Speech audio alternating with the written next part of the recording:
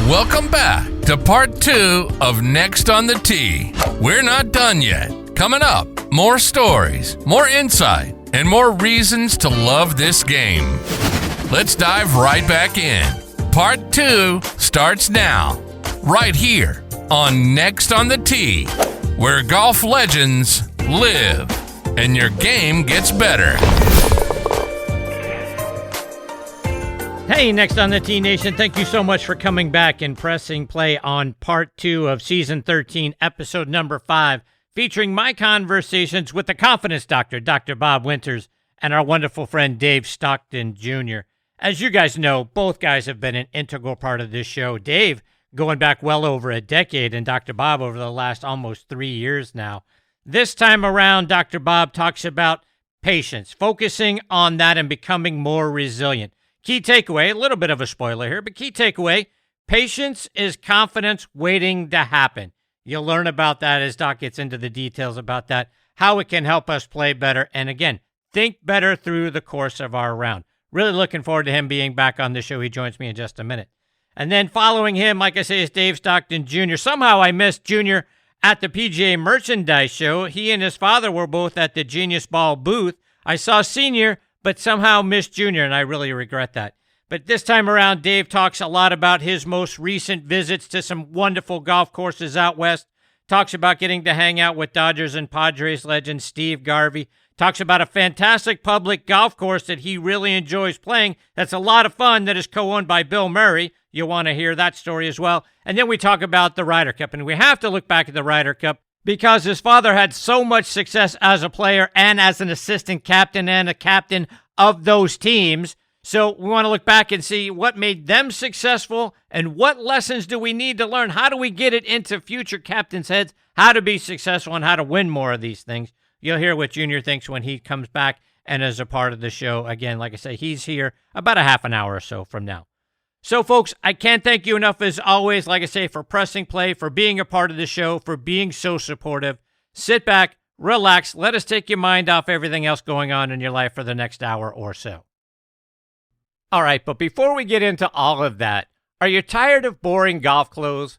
Well, Sunday Swagger is changing the game with premium performance apparel that delivers the look and feel of $100 polos for much, much less, while never sacrificing style for comfort.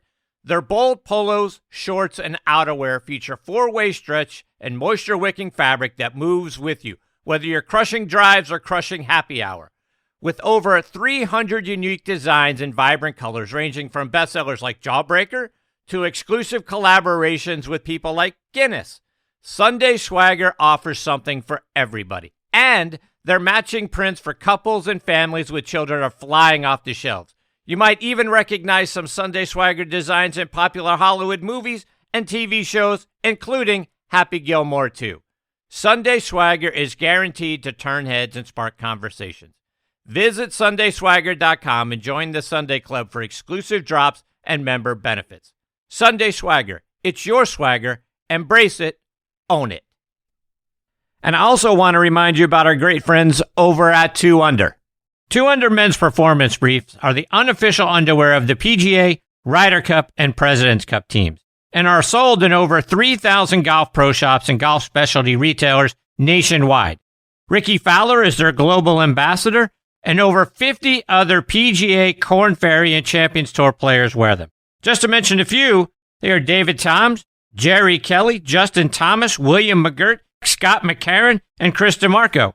The Joey Pouch technology provides the ultimate male asset management, delivering maximum comfort from the tee box to the boardroom to the bedroom. Go to 2under.com to check out the bundle specials that offer substantial discounts for being a Next on the Tee listener. That's the number 2, UNDR.com. 2 Under, performance in your pants. I also want to give a shout out to our great friends over at Squares Golf. So Nick here. What if there was a golf shoe embraced by hundreds of thousands of golfers, celebrated for its stability, comfort, and distance? What if this shoe earned the title of most technologically advanced golf shoe by Sports Illustrated? And what if the company behind that shoe spent the last year perfecting a brand new category of golf footwear? Well, the what if is here. Introducing the all-new Pro S2 LT by Squares, a new class all of its own. The perfect blend of lightweight comfort and stable performance. You'll notice the difference. Change your shoes, change your game. Squares. All right, now back in Next on the Tee with me is the Confidence Doctor, Dr. Bob Winters. As you guys know, Doc is the coach for our mental approach. He joins me every month to help us think differently, develop confidence, and play smarter. You can find him down in Orlando at his Performance Enhancement Company or over at the Ledbetter Golf Academy at the Reunion Resort. The work that Dr. Bob does with players from junior golfers all the way up to tour players is simply amazing. His players just keep on winning. The list of players doing amazing things grows. It seems like each and every month, every time he comes back, he's got more of them. Dr. Bob is also a board member of the Next Tour, which is a feeder tour up to the Epson and LPGA tours. And I'm excited he is back with me again this week here on Next on the Tee. Hey, Dr. Bob, how are you, my friend? Hey, Chris, great to be with you. I can't believe it's already February. Are you kidding me? Right? I mean, Yeah. For crying out loud, where do the days go, Doc? Well, I'll tell you what, I was, writing something out the other day and I kept writing 2016. And I'm sitting there going, hold on, it's 2026. I've lost a decade here. Hold on here. It's like smoke goes through a keyhole, right? Yeah. In the bucket list with Jack Nicholson and Morgan Freeman. They're talking about, wow, smoke through a keyhole. It just goes, by so fast. So great to be with you. Doc, you were telling me you're doing an 11-part series of talks this year called The Path to the Podium, focusing on key aspects to help our golf games and our psyche. You wanted to focus tonight around patience. Talk about what you mean by patience with respect to golf and how we can learn to become more resilient if we have a patient attitude. Well, I thought this would be just, the very best gift to give all of our listeners on Next on the Tee, to give them sort of a roadmap, if you will, a Google map to getting to the podium. And what I mean by, the path to the podium, whatever your path, whatever talent level, handicap, whoever you are, man, woman, boy, girl, everybody loves to play golf. Everyone, wants to walk away winning. And winning for me isn't always about the outcome, the trophy, the low score. It's about that quality of effort that you put in, that you got over the doubt, that you got over the challenges, and you made your way, and you aspired, and you achieved something. So you had, your own personal achievement, whether it's breaking 80, 90, 100, or you made, 5 pars in a row, whatever it is. But, what we're going to talk about are some real key characteristics, ingredients to help you perform and execute. And a lot of people talk about the process. So we're going to be talking about this process, this path to the podium, getting you playing the very best golf of your life. And I want to start with one of the most absolute key golf ingredients that you have to have, as in life, and that's the whole notion about patience. Because if you don't have patience, the game of golf will break you down. And so, this is really where we really want to start. So I want to start here with you, Chris, and ask you a very basic question. Have you ever lost your temper on the golf course? Many times. Absolutely. Have you ever gotten frustrated, discouraged, depressed on the golf course? For sure. And the reason for that is because we have these self-imposed, made-up expectations, these preset standards of performance that says, this is the way it should be, it could be, I want it to be. And whenever our results don't equal or match those expectations, we become frustrated, we become angry, we become disappointed. And one of the first things that we do, we become annoyed and impatient. And and the funny thing about being patient, the whole skill about being patient is that you have to be annoyed, frustrated, even pissed off in order to even practice being patient, okay? And so golf is the one sport where you have to understand what it means to be patient. So let me start with this definition. Patience is the capacity for one to accept or tolerate delays, trouble, bad results, or suffering without getting angry or upset.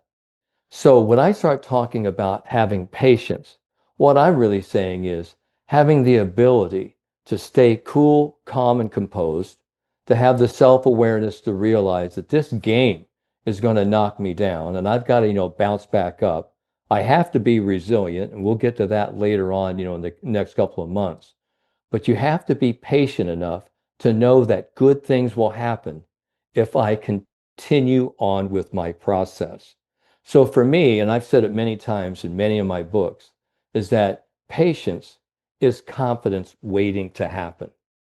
And I think, one of the very best stories that I can illustrate patience is going back many years to 1986 at the Masters with one Jack Nicklaus. Nicklaus enters the last round of the Masters. I think he's 4 shots behind Ballesteros, Greg Norman. I think Faldo was there. I mean, all, the great notables. Now, Jack was a little bit long in the tooth. He hadn't won a major in 5 years, Chris. And, I don't think anybody, the news writers, the golf commentators, they didn't expect Jack to win, but no one knew when Jack was going to come out of hibernation because he only played maybe 12 or 14 tournaments a year. And that was the year that Jack came out with that zero response ZT putter, that oversized putter. Do you remember that? For sure. Have one. Yeah. Yeah, he had one. And everybody wanted one after, Jack won the tournament. But Jack has Jackie Jr. on the bag, and he starts off his round, and he creates a lot of opportunities. And a lot of people thought, he was a little annoyed. A lot of putts went in, didn't fall in. But Jack kept telling to himself, stay composed, hang in there, stay patient. And it wasn't until they got to about the 9th green that Jackie and Jack, father and son, were talking to each other. And Jack says, where do you think this goes?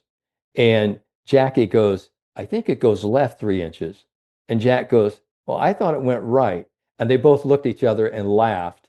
And they said, hold on here, let's kind of regroup here a little bit. So they had a nice chuckle, but Jack went in and said, here's what I'm going to do. He goes in, he makes, that birdie at 9. He goes to 10, he birdies 10, he birdies 11.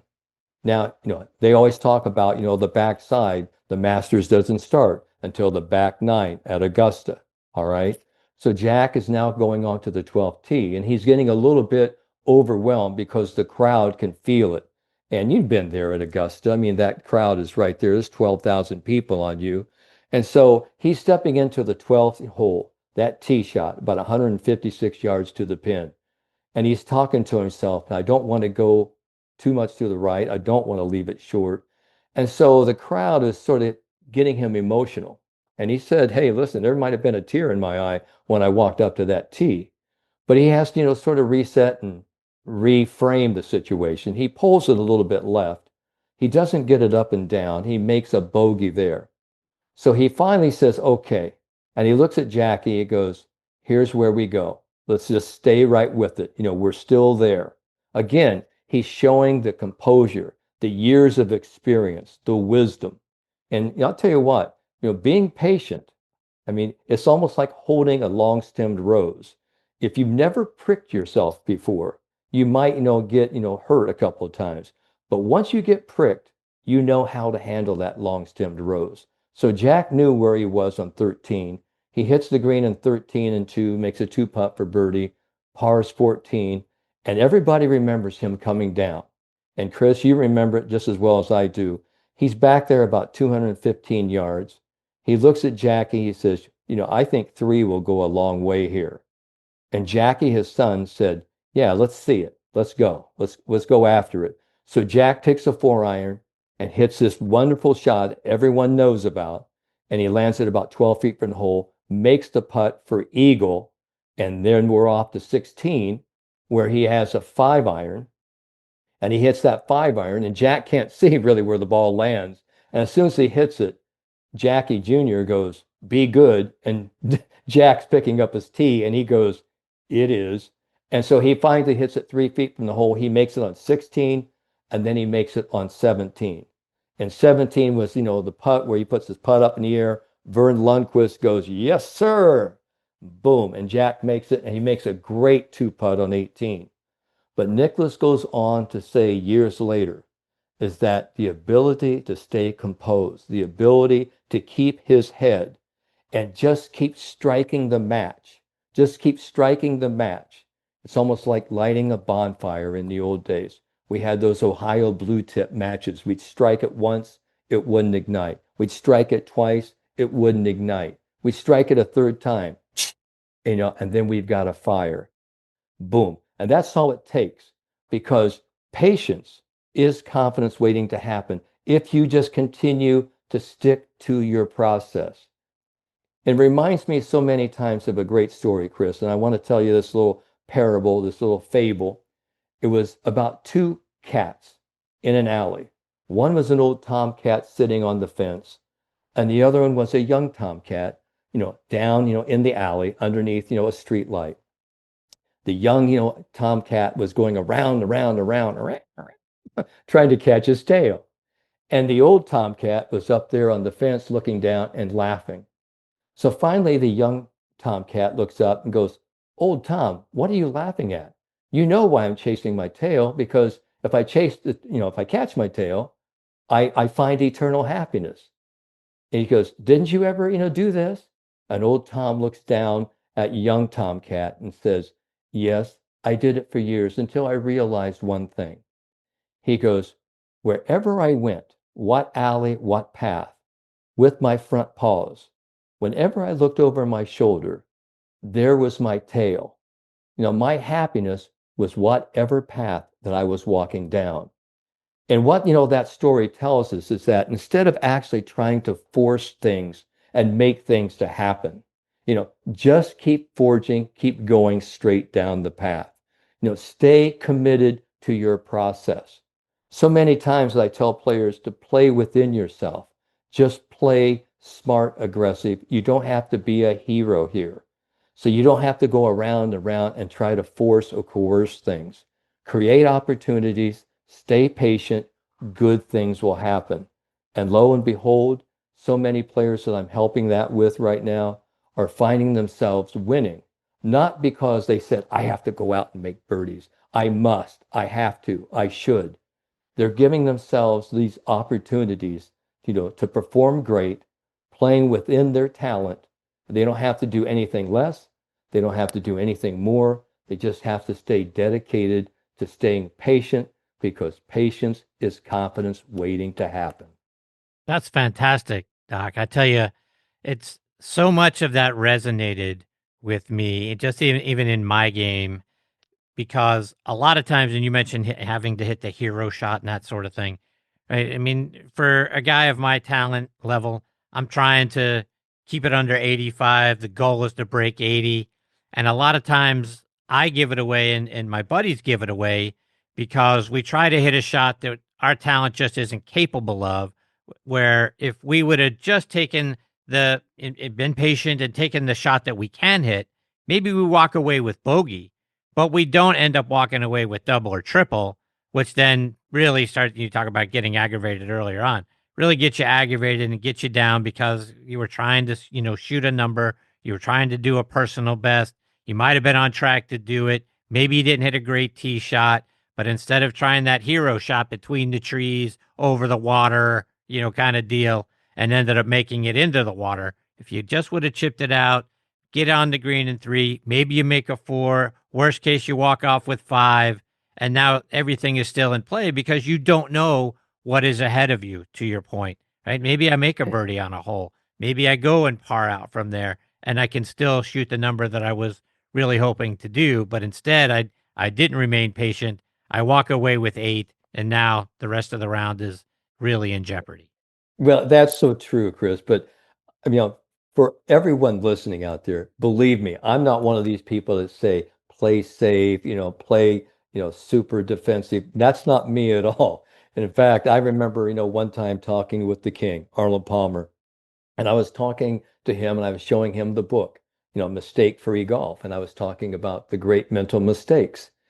And he says, "Oh, I've made a lot of mental mistakes." And I said, "Really?"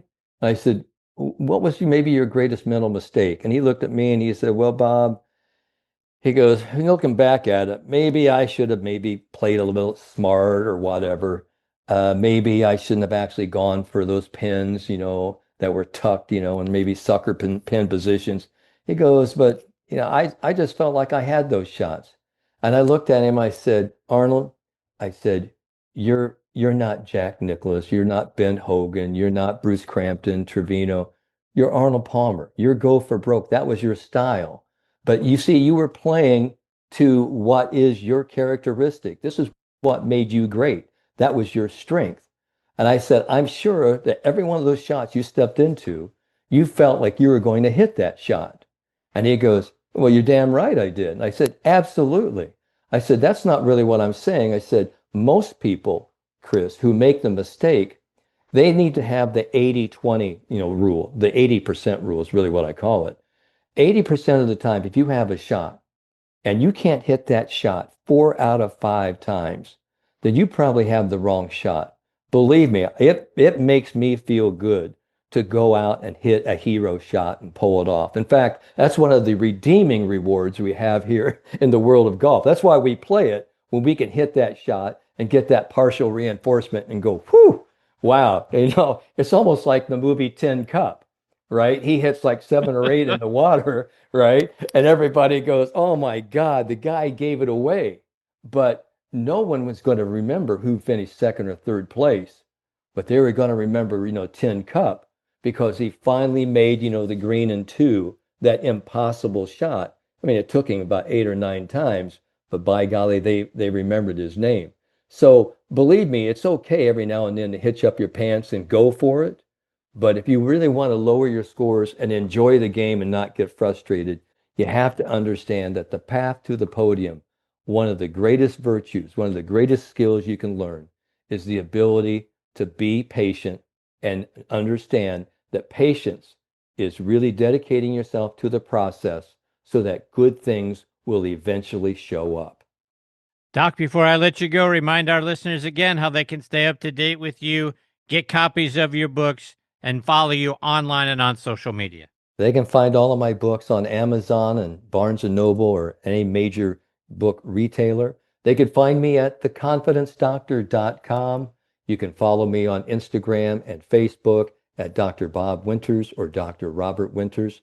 You can even find me at golfzoneledbetter.com or even find me on flowcode.com. A lot of different areas you can find me, Chris, so I'm sort of like that mushroom in the forest. I want to be found.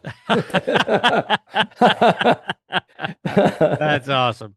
Doc, I can't thank you enough for coming back on the show again this month and kicking off the month of February the right way. You're fantastic, my friend. I'm already looking forward to March. All right, we're going to be looking to the next P, the next performance execution path to the podium. All right, Chris, have yourself a great month. Thanks. You too, Doc. That is the great Dr. Bob Winters. Always a privilege to get to spend time with him. I mean, the guy is just making our mental approach and the things that we can think about and the way that we get ourselves, whether it's through a round of golf, through a tournament, or just through our lives, infinitely better by the things that he is helping us put together. I mean, look, when I think about all of the things like I've talked about several times, right? I got my notebook here. What did I write down this week? Patience is confidence waiting to happen, right? And that's something that you can apply a lot of different ways. You can apply it in your golf game, you can apply it in your life. So that's another little nugget that I've added to my book that, every time Doc comes on, write down a little something I can refer back to that's going to help me play better and help me enjoy the game more. Like it says on his Instagram page, for those who want to win, get in touch with Dr. Bob. And if you go back and listen to all the segments that he has been a part of, like I say, so many wonderful things. I hope you've been keeping a little note, right, like I have, and refer back to those, help your golf game get better. Looking forward to having Doc back as part of the show, like I say, next month when we kick off the month of March. All right, now back in making it a baker's dozen number of times with me here on Next on the Tee is Dave Stockton Jr. Let me remind you about Dave's background. He's from Redlands, California. Like his father and his grandfather, he was an All-American player at the University of Southern California. He joined what is now the Korn Ferry Tour in 1993 and won twice during his rookie season at the Nike Connecticut Open and the Nike Hawkeye Open. He went through Q School in 1994 and earned his PGA Tour card and earned his way inside the top 100 that season on the PGA Tour's money list. From 1993 to 2006, he had 6 top 10 finishes on the Korn Ferry Tour, 13 more top 10s on the PGA Tour, and following his playing days, he spent a couple of years as a commentator for the USA Network. He's now one of the top instructors on the planet, and I'm very excited. He is back with me again this week here on Next on the Tee. Hey, Dave, how are you, my friend? Doing great, Chris. It's been a while. Good to be on your show again with you. Yeah, it's great to catch up with you. And by the looks of things from your Instagram page, you've had some really great adventures over the last year or so. And for all of us that are out there freezing right now, let us live a little vicariously through you. Tell me about the time that you had recently out at Punta Mita. Yeah, well, I just got back. Actually, I flew back on Sunday from Punta Mita. I played in the member guest down there with a buddy of mine who has a home there and is a member. And I've gone down there over the last 10 years or so and played with them in the event, gotten to know all the members down there. And I teach down there occasionally too at the club, and absolutely love Punta Mita with the two Nicholas courses and St. Regis Hotel and the Four Seasons. It's a pretty good setup. And the weather was, it's Groundhog Day down there. It's about 78 to 80 every day and 70 at night. So it was pretty darn nice. And back to Scottsdale now for a few days, and then actually flying back down to Punta Mita on Saturday for an event that they do an event down there where they play little home and homes with clubs around the country and outside of the country. And I bring a team from CDA National, my club up in Coeur d'Alene, Idaho, that I'm at in the summertime. And we're playing them. We've got 12 of us. And my dad's playing. And Wow. he's part of the team. He's coming here Friday. We're going to fly down together. And then my son Jake is a last minute fill-in because one of my partners decided to buy an electric dirt bike and rode it about 90 feet and broke his arm. So he's out, and my son got the nod, who's living in Southern Cal and doing commercial real estate. So I jokingly told the team, I said, we traded a guy that was a 12 handicap for a guy that's a 5 handicap. So we improved. Looking back around Thanksgiving, I see you got to spend a little time with Steve Garvey. How's Garvey's game? Garvey's he's not playing much right now. He had shoulder surgery, rotator cuff surgery, but he's close to being able to come back and play. He can do chipping and putting right now. And yeah, we had 2 Garvey weddings this season. The first one was this summer in Deer Valley in Utah, and their daughter got married there at the Stein Erickson Lodge. It was beautiful. And then we were in Chicago for their son Sean's wedding, and that was a little cold. But we loved going back to Chicago. So it was a lot of fun. A couple of months before that, you were out with the boys playing Goathill Park, which looks like a really cool little short oceanside golf course. Talk about what they have out there at Goathill. It's got the coolest vibe. Honestly, if I had any pick to go, which I could play pretty much anywhere in San Diego when I'm there, and if I had a choice, my number one pick would be Goathill Park. And it's because of the people that are a part of it. The guys that are that have a 50-year lease from the city of Oceanside, or a few guys you may know, Bill Murray, Kelly Slater, John Ashworth, some pretty good guys that are behind it and have really turned it into, it was, it's always been Goathill Park, but it didn't have a lot of grass on it back in the day. My grandfather used to play there, my mom's dad. And it was just nobody put any care into it, and it wasn't very good. And now it is just so fun.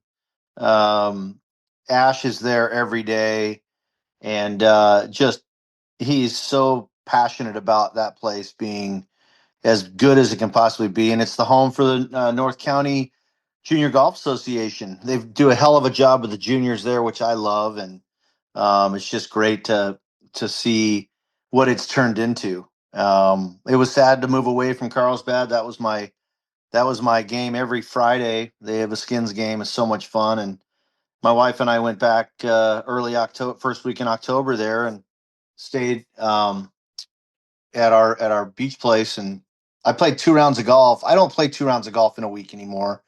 And I played 2 rounds that week at Goathill, and it was just so much fun. I saw that you and your brother Ron and your father, who I saw at the PGA Merchandise Show, by the way, you guys did a teaching and coaching summit for the Southern California PGA section. Yeah. What were some of the things that you guys shared at that event? Well, we talked about, our philosophies and what we believe in when it comes to putting, and we obviously have 3 books, one on putting, one on short game, and one on the mental game, which is what we work on so much with people. But we just try to simplify the process for everybody, and it was well received, and we had a good time doing it. As now that I'm in Arizona and Idaho, and my dad and brother live in Southern California, so I don't see them as much as they see each other. But when we get together, it's a lot of fun. We were just at the PGA show, and you were at the show too? Yeah, we were there for Dude. the Genius Golf Ball, and yeah, that's where I saw your dad. Yeah, I might have been walking around then. I missed you, Chris, but yeah, we were there. That's an awesome. It's really. I mean, I guess the easiest way to explain it, it's a golf ball. It's a TrackMan for putting, and it's going to be a home run because it's it's revolutionary in what you can do. I mean, it tells you the speed of the green. As soon as you roll one putt, you know the speed of the green immediately. It'll tell you how far your putt rolled on any given putt. It'll tell you if your face is open, square, or closed at impact. Really? It'll tell you if you have backspin on your, which I never realized how many people have backspin on their putts when they make contact. And that's not a Stockton trait, I can tell you that. We get the top spin going pretty quick, and it's really cool. And it'll be available. Their May or June is when it'll be targeted to be able to be sold to everybody. Wow. So Yeah. I don't know if you know all the details around it, but I'm kind of mystified as how it can tell if your putter face was open or closed. Yeah, it's pretty impressive. It's got this chip in the middle of it. It's not something you charge. The golf ball is good for about 10,000 rolls, 10,000 putts, and they give you 3 balls. The balls are $120 for 3 balls, and right now it's just for putting. And then there's $120 for the subscription, that the app that goes on your phone. So for $240, you have a year subscription and 3 balls, and they can track when your golf balls are getting low on their charge, and they'll send you new, as long as you keep your subscription up and running, they're going to send you the golf balls for it. Oh, wow. Okay. Yeah. So it's $120 a year after that.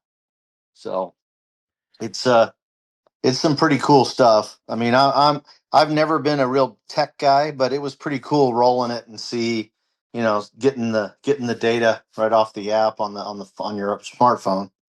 So along those lines, Dave, when an amateur like me comes to you, particularly with respect to our putting strokes, what do you find and what do you see that most of us are getting wrong?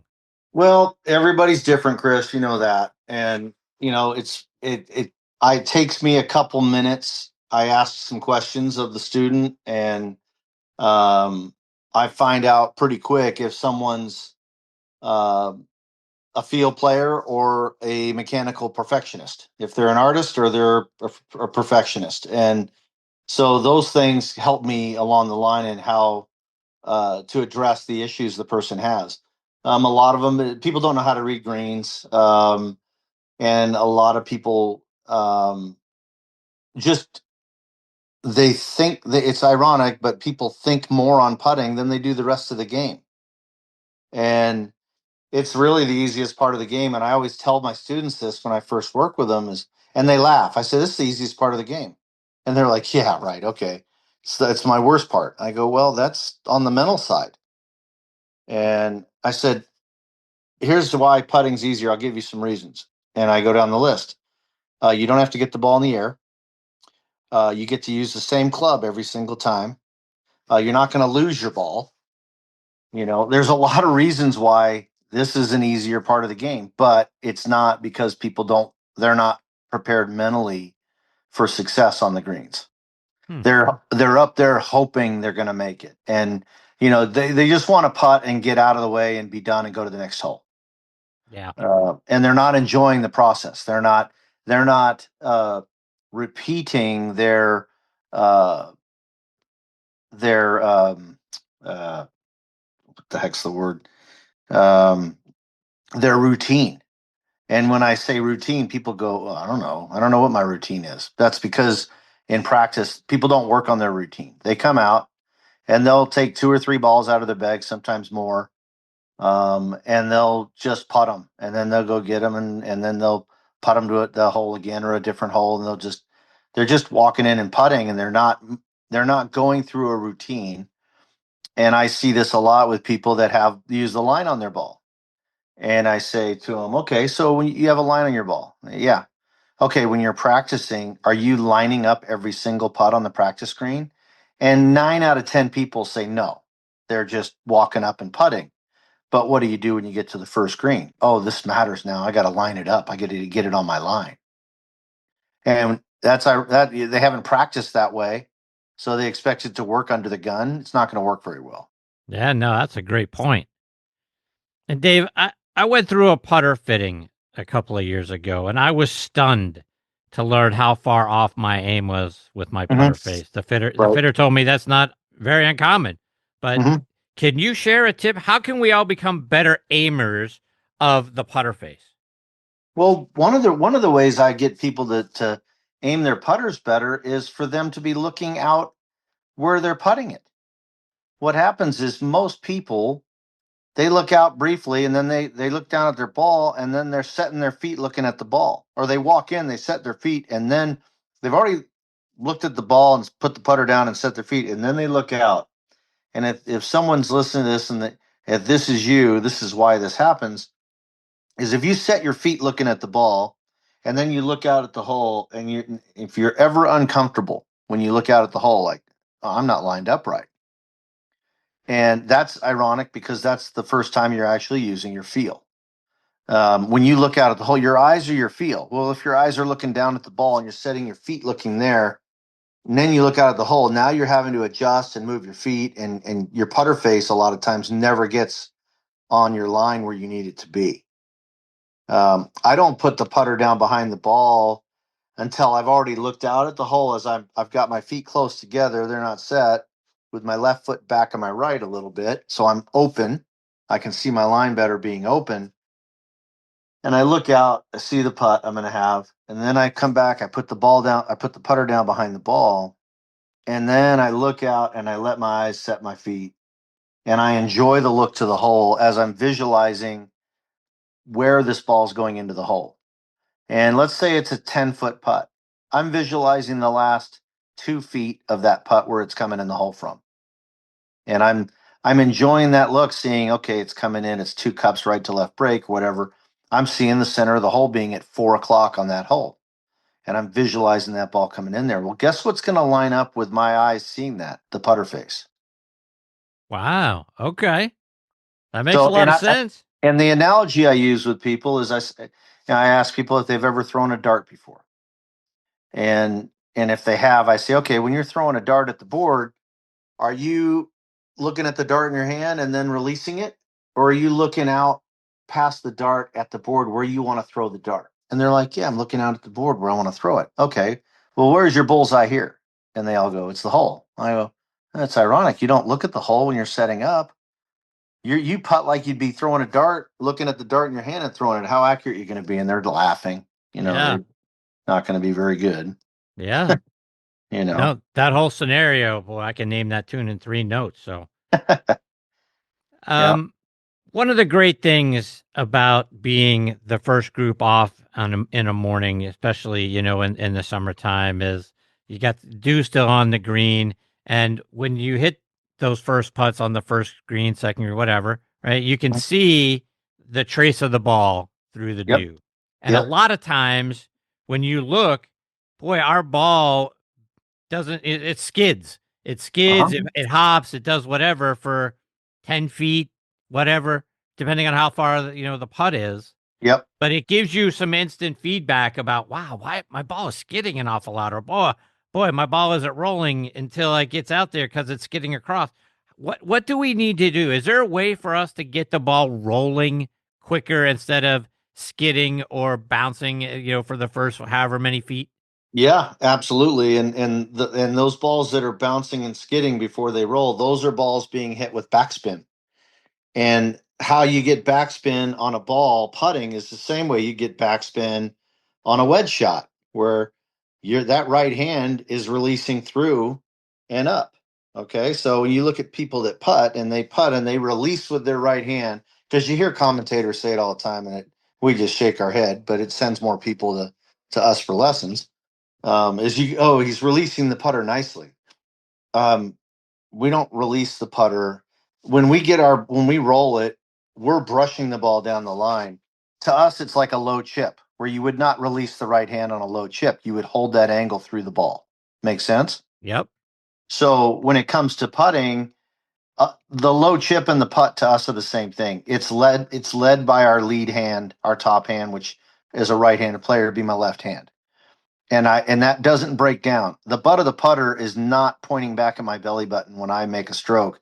Most people's will. It'll be flipped up. That's creating backspin on the ball, and that's why you don't see it rolling right away. And like we were rolling it with this golf ball, and a minus number is really good. There were so many people in the pluses, and it's because they had the backspin, and it takes a while for it to start rolling. I mean, we were rolling them at between minus 70 and minus 130. And my dad rolled a few that he was in the minus 160 to 170 range, which is insane. But my dad's always had a great stroke, and we all have, but his is just, I don't, it's his putter or whatever it is. I mean, it looks like the same stroke we're making, but his starts rolling truer even quicker than ours does. And that you get the instant feedback when you see that. But when you see that skidding, that's a ball being released with the bottom hand flipped. Don't flip the putter up. Keep that putter low, brushing it down the line, and that ball will start to roll sooner than that and not have that skid. Dave, I want to go back and get your perspective on the Ryder Cup because your Oh, father was a successful captain in 91 at Kiowa Island. He played on a couple of winning teams in 71 and 77. He was an assistant captain in 08 with Azinger when they won. You were an assistant captain on some of those teams as well. So you guys know a thing or two about what it takes to win a Ryder Cup. And I yeah. maintain, forget about Tiger or anyone else being captain in 2027. I think you guys should get the band back together because you're clearly the only ones that know how to do this. They could do it right. What do we keep doing wrong to come out on the wrong end of these things? Well, the one at Bethpage was really unfortunate, and it was awful. We were there. We were going to watch Friday, Saturday. I have good friends that live 10 minutes from Bethpage, and our daughter lives in Manhattan. She works for NBC. So she came out and we were all going, and we were so disappointed on Friday, not just in the way we played, but the bigger thing was how the fans were. And we didn't want to be around it. But I understand that, the course had a lot of rain. The golf course setup was ridiculous. And they knew they were going to get weather, but I don't understand why, you don't have some rough and, make it more of a shot maker's deal. And you were better off being in the rough hitting to the green than the fairway because you couldn't spin it out of the rough. It would just hit and plug. and stop pretty quick. But if you're in the fairway, you had to control your spin. But they out putted us. It comes down to the putting. I mean, they hit it good, but they made every putt they had to make, and the U.S. didn't. Um, and they've had our number for a while. It was, my dad is proud to say that he was a part of 4 Ryder Cups and he never lost. And I'm proud to say I was a part of one, and we won that one at Kiowa. And we would have won by a whole lot more if Steve Pate hadn't gotten hurt in that limo accident. And he and Paven were going to play every match together, and those two were. Pate, the day he got hurt, Pate shot 66, and nobody else on the U.S. team broke par. So I know we would have won by a lot more than 1 point, and it was just an unfortunate accident. He was playing the best golf of his life. It was really too bad. Yeah, I mean, I think that, I look back at when my dad was assistant to Paul Azinger and the Ryder Cup, and he put the guys in the pods and they all played their groups. It was brilliant. There hasn't been a captain that's done that since. Why is that? I don't understand. You got a blueprint that works. Right. You put these guys together. You got your 3 pods, and it was Raymond Floyd, Olin Brown, and my dad were the assistants, and they had their group of 4, each of them. And then Zinger could float around and see everybody, and he knew they were covered with theirs. It was brilliant, and the guys got totally into it, and that thing was over before it started. And we haven't done that. We haven't done that since that same, and it works. I mean, the SEALs wouldn't do it if it didn't work. The pods. Yeah. I mean, the Navy SEALs do that. They have their groups. And it's, it mystifies me that they don't do that, but more so I was really disappointed in how the fans were, and that the PGA of America didn't quell that immediately and say this is not happening. They allowed it to happen. I was talking with Hal Sutton at the PGA show, and he didn't go, but he wrote a letter to the president of the PGA of America and just said, I can't tell you how disappointed I am. And, you clearly wanted this. He was like, you clearly wanted this to continue, and you didn't want it to stop, or you would have stopped it. And it was horrible. It was really bad. And it just, the phrase ugly American, that was ugly. It was not good. And the European players, by and large, all of them, they're just amazing, great guys, great people. And the European LPGA players, they're awesome. They're awesome people. And it's like, why can't we applaud good shots and not be saying things to people that they should never say and all that stuff? And it gets so heated, and it's gotta be tempered some point. Yeah, couldn't agree more. And we've talked on this show for the last several months, obviously, and the ugly American is really kind of where you settle at. I mean, for crying out loud, we're all better than that. And it was, I think, a black eye to to the New York fans, and a black eye to the PGA of America for sure. And one of the most disappointing things, I agree with you, Dave, is they didn't come out and shut all that down. Whether it was in the afternoon on Friday or certainly on Saturday, you got to shut that down. Yeah, you have to. Yeah. Just a couple more before I let you go, my friend. And you know how I love to plug the great things that your father achieved over the course of his career. I've been campaigning for him to get in the World Golf Hall of Fame for the decade that you've been coming on this show. Right. When guys like Freddie and Davis Love are in, and your father has won as many majors as those two guys combined, and you add in the Ryder Cup record and his contributions as an instructor and an ambassador of the game, I'm still dumbfounded year after year when I'm not hearing his name get inducted into the World Golf Hall of Fame. Yeah, it's very similar. I remember when they announced the last group, and Tom Weiskopf finally got in. Of course, Tom Weiskopf passed away, and he should have been in 10 years earlier.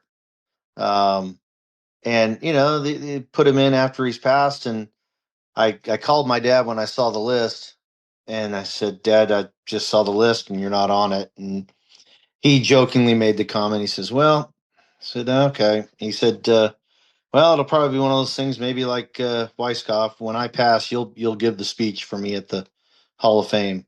And it just ticks me off because, he did have a great career out there, and there's guys in that didn't do what he did, and I think part of it is the timing. He won his tournaments in the 60s and 70s, and golf wasn't as popular then as it became in the 80s and 90s when Freddie came on the scene and Davis came on the scene.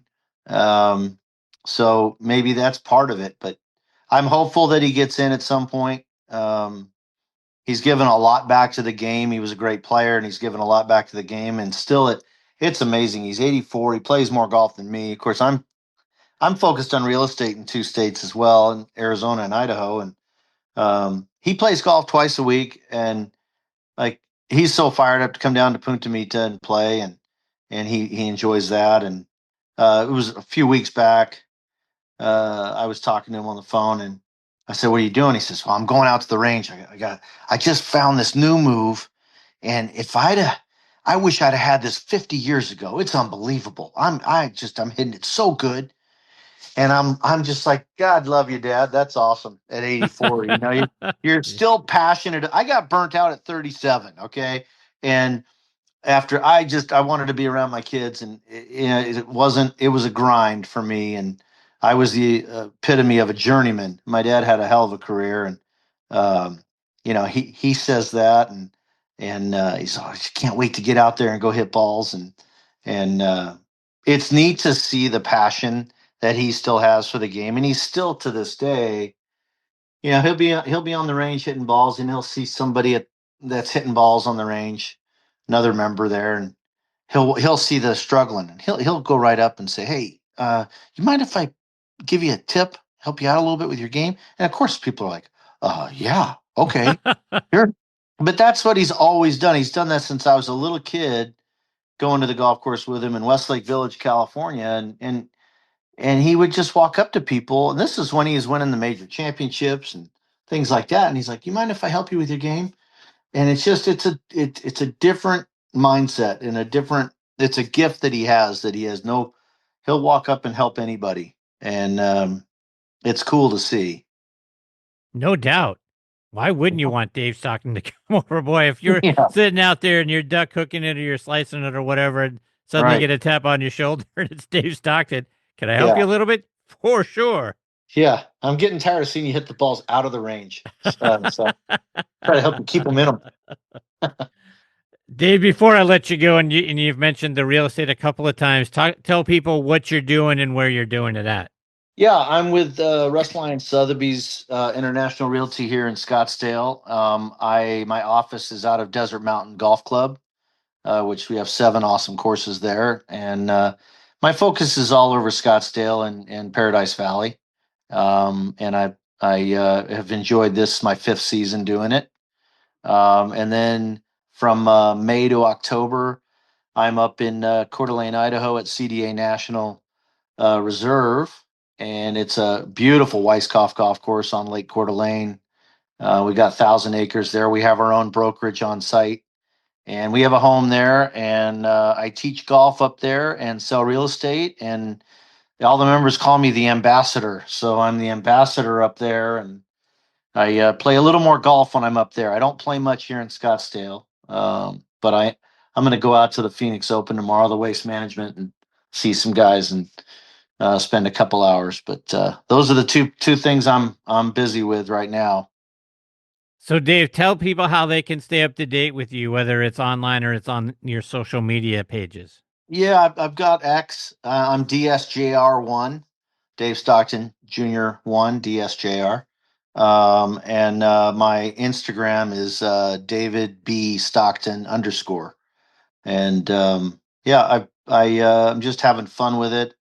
I don't have I need to do I've kind of been blending it with my other Instagram stuff. I put on some real estate stuff on there as well. And my wife's on me to open up a real estate page. I'm just having a lot of fun. I love whether I'm helping people with their games or I'm helping them find a home. And I'm really enjoying it. I'm 57 now, and I don't feel it. And then I look in the mirror and go, "What the heck happened?" But it's all good. I'm blessed. Got a great wife and 2 great kids, and we're having a lot of fun. Well, Dave, it's been outstanding. And to your point, when we started this thing off, far too long since you've been a part of the show. I can't thank you enough for coming back. This is the 13th time I've had the privilege of having you on the show, but it was too long. I hope you'll come back and join me again a little bit later on this season. Yeah, absolutely, Chris. Always enjoy being on with you. Appreciate you a lot. Same here. Take care, Dave. All the best to you and your family. We'll catch up soon. Sounds good. Take care, bud. See you, Dave. Bye. That's the great Dave Stockton Jr., folks. Just one of the great guys in the history of our game. I've just enjoyed getting to know Dave over the years. Had the privilege of spending some time with him out at Augusta National and walking around out there. And boy, that's just a huge thrill and one of my favorite memories. I hate that I missed him at the PGA Merchandise Show. Saw his dad, but I hate that I missed Junior. He would have been great to spend some time with as well. And I'll tell you, this Genius Ball, which I saw his dad perform a little bit with and got some information on, this thing is unbelievable. And how it can tell if you got an open putter face is beyond me. But looking forward to that thing coming out on the market May, June. Maybe we'll get somebody from the Genius Ball folks to come out here and talk a little bit about what they're doing and how it all works together, and get Dave to come back on around the same time. But a guy got a lot out of his career, got a lot out of his college career, had some success on the Korn Ferry Tour, had some top tens out on the regular tour, played a little bit out on the Champions Tour as well, but one of the great putting instructors that you'll find anywhere. That's why he's sought after. He and like I said, his brother Ron and his father, people pay a lot of money to go out there and get them to take a look at their putting strokes, whether it's amateur players like you and me or it's tour players, because they know. And look, talk about that whole piece about getting backspin and how they're getting topspin and getting the ball to roll much sooner. Look, one of the great keys to putting is getting the ball to roll true as quick as possible and not skidding and not, hopping for the first several feet, because who knows? I mean, how many inches is that knocking your ball offline? And then some of the things that he talked about taking a look at the hole and setting your feet and all those things. Just great. I love Dave. I'll get him back on the show for you again a little bit later on this year. All right, my friends, it is time for me to put a bow on this episode of Next on the Tee. I want to send out my sincere thanks again to Scott McCarron, Julie Inkster, Dr. Bob Winters, and Dave Stockton for joining me this week. Wow, what a lineup. 4 great guests. I hope you really enjoyed it. Now, scheduled to join me next time are our good friend Debbie O'Connor will be back, as will our resident director of instruction, Tom Patry. Another one of the all-time great instructors, Jim McLean, will be here, and the wonderful Jen Whaley will make a return appearance on the show with me as well. Folks, I want to thank our friends again over at Trib Live for being such wonderful partners and for hosting this show on their site. For the latest news from Western Pennsylvania and beyond, including your favorite sports, go to triblive.com. You can find this show by clicking on the sports section tab of triblive.com. It's there on the homepage of the sports section, or find Next on the Tee at podcast.triblive.com. You can also find this show pretty much anywhere you get your podcast content. We're out there on Good Pods, Apple Podcasts, Spotify, Amazon Music, golfnewsnet.com. Pretty much anywhere you get your podcast content, we're probably on that site too. Just type in Next on the Tee on the search bar. You'll probably find us there as well. But folks, as I say each and every week, I thank each and every one of you so very much. You guys are the greatest supporters in the history of podcasts, barring none. I'm so grateful for each and every one of you. Until next time, hit 'em straight, my friends. Thanks for joining Chris again this week on Next on the Tee. We hope you enjoyed the conversations as much as we did. Please share the show with your golf buddies and be sure to follow it on Trib Live or your favorite podcast app so you never miss an episode. Thanks for pressing play and being part of the journey. We'll see you next week, right here, where the best minds in golf share their stories.